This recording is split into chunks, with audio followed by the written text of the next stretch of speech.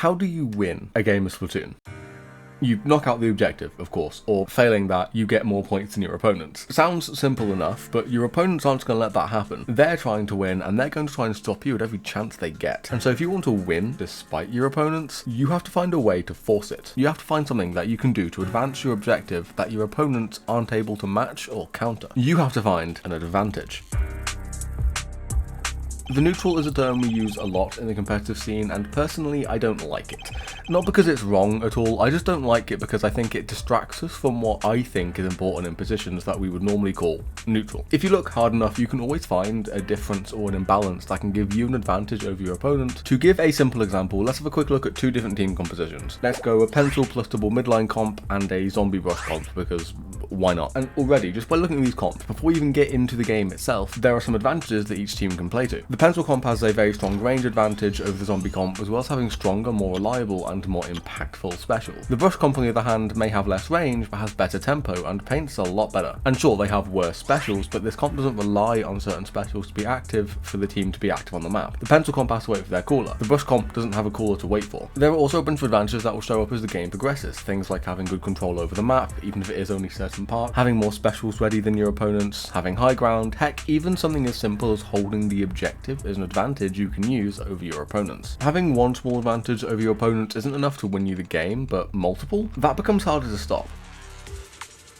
What's more is that advantages, if played around correctly, tend to snowball. So if you have a special advantage, for example, you can use those specials to snowball that advantage into gaining extra space on the map, capping the zone, getting kills, which you can then use to get more advantages, which you can then use to get more until either you win the game or you run out of steam, or both. Snowballing advantages like this is actually how you win a game, and is why a zombie brush comp, despite having almost zero defensive options, is still a viable comp. It has the tempo to be able to take even the smallest advantages and snowball them to all hell. Some are easier to snowball than others, and the one that I want to focus on for the rest of this video is the one that's the easiest. The strongest advantage in the game, man advantage, though not to be confused with male privilege. Specifically, I'm just talking about getting a kill.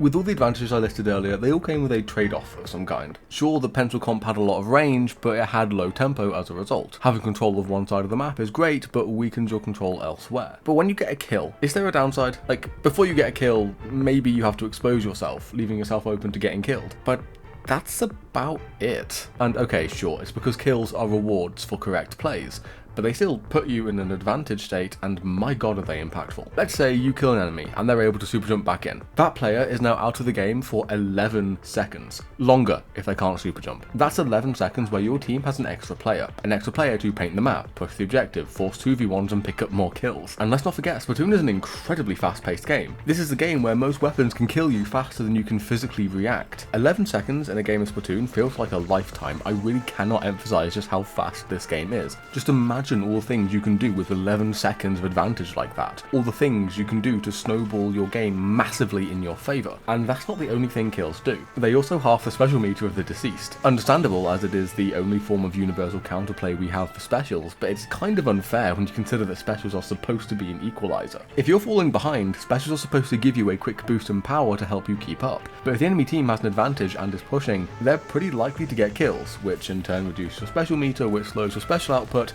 which makes it really difficult for you to stop the bleeding once it starts. Specials aren't the only way to stop the bleeding, but is the most common one players will default to, so it is pretty important. After all of this, what you get is a situation where death is unreasonably punishing, where games can be decided by one or two key players dying in just the wrong place at just the wrong time. Which might be fine if death was just a punishment for being incredibly dumb, but it's not. It's very easy to die in this game, and you can die in a lot of different ways. What you end up getting then is a game where death is devastating and game losing, but also random and out of your control. It can be really frustrating. In practice, this is an issue that promotes playstyles that are very safe, where you avoid conflict as much as you can and opt for sitting back and spamming specials, as that has the least risk of dying. But in the past, the games have attempted some solutions. But before that, I just want to ask that if you've been enjoying this so far, I would really appreciate if you could drop this video a like, and if you're feeling especially generous, a subscribe too if you haven't already. I made it my goal to hit 1k subs by the end of this year, and so any help at all is much appreciated.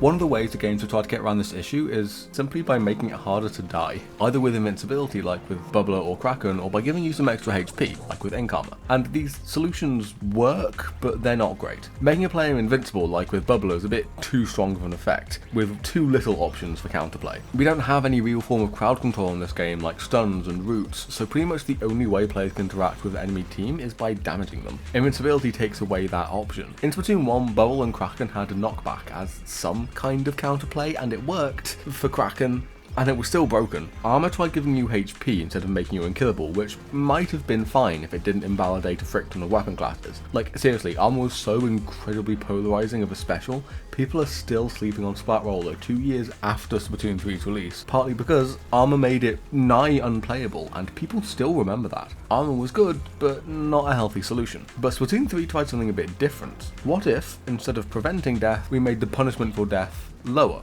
With Tacticooler. The part of Cooler I want to highlight right now is Quick Respawn. A Cooler buff player, assuming they're safely jumping back in again, goes from having an 11-second respawn time to about a 6-second respawn time, give or take about halving their respawn time. A very powerful effect since the Quick Respawn is unconditional, unlike with the gear ability. And there are some benefits to this approach. First and foremost, it's not a win button. One of the biggest complaints you see with Bubbler and Kraken back in the day was that if the user was in a bad position or making a bad play, you could just press the special button, turn into a big squid, and win anyways. It's not fun, it's not very competitive, and Tacticooler doesn't do that. If you're in a losing position where you have a 100% chance of dying, Cooler doesn't change that. You will still die there. What it does change though is what dumb plays you're willing to try. If one of the issues of death in this game is that it's too punishing and makes you less willing to make risky plays, Cooler flips that by removing a lot of the punishment and suddenly makes you a lot more willing to make those plays. It suddenly makes the game more engaging to both play and watch by making more fun and engaging plays more viable. The special saver also helps stop a kill from snowballing out of control, since you're able to get your special back sooner, letting you stop the bleeding sooner by using a special. Okay, but Quick Respawn and Special Saver have been in the game since Splatoon 1. Why is it that Cooler is Splatoon's saviour and not these gear abilities? Unfortunately, it's because they're gear abilities, which means they need to be invested in. If you're an Ink Brush or a Wiper, that's mostly fine since you have the gear freedom to stack 35 AP worth of QR and not feel bad. But for weapons like Squeezer or Stamper, it can be a lot harder to justify running enough QR for it to even be worth it. Tacticooler though is a special that gives the buff to the entire team if you play around it correctly, which gives this really strong effect to your entire team, and no individual player has to give up parts of their gear set, which makes it a universal solution, unlike gear abilities. So this has sparked discussion about whether or not Cooler should return for Splatoon 4, but also whether or not it should return as a special, or whether it should become a mechanic in the game instead. And I think that's a pretty reasonable suggestion. I don't like Tacticooler as a special since its effect is so powerful it's almost a requirement on any team that wants to win, and I don't like the idea of having a required special in a comp, so making it a mechanic then makes sense since, well, if everyone's going to run it anyways, may as well just have it built in rather than force every team to have one of the pre-selected Cooler weapons. I do think, however, that making Cooler a mechanic is a bit much. Having a way for every player to add like 300 AP to their gear for whatever reason is a bit